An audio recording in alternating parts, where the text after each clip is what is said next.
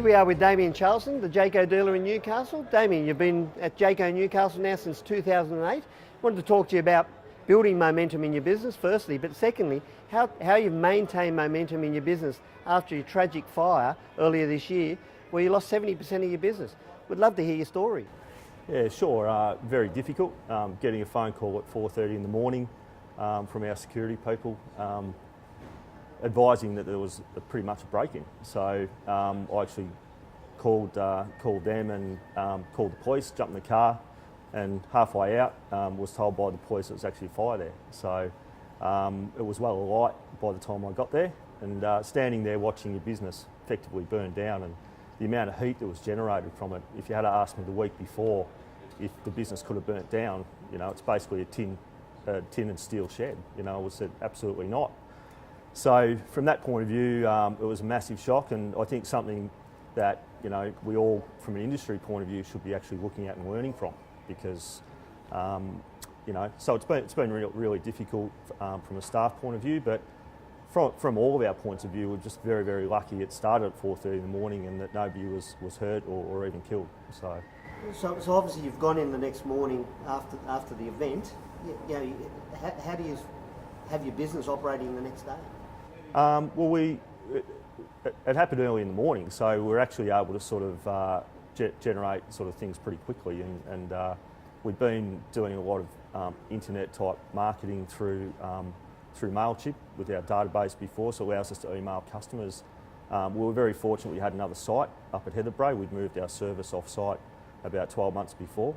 So we're able to really move our admin team in there. We had, obviously our server was on site and was lost. All of our telephone systems were lost.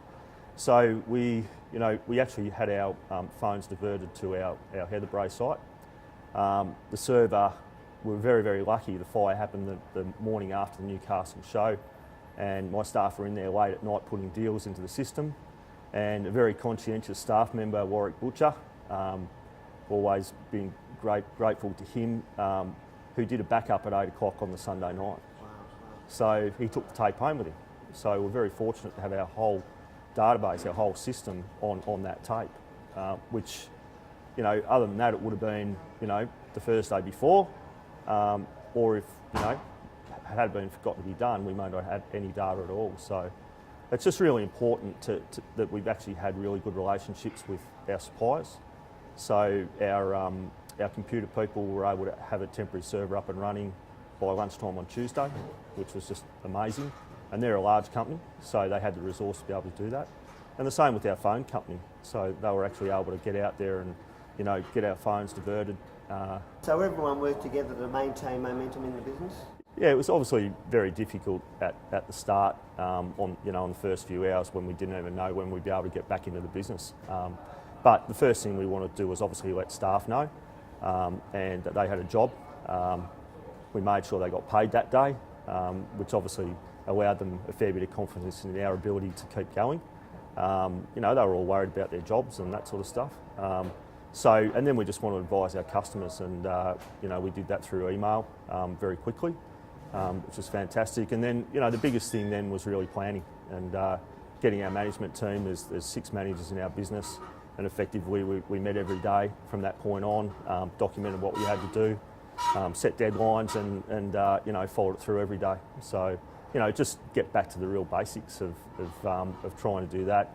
You know, customers are only so tolerant with that sort of thing. You only have an excuse of that sort of thing for so long. Waiting for their product to be delivered so they can go and have their holiday. Yeah, and it's not a nice environment to be, you know, to be delivering a nice product in. But you know, most people have been really, really good.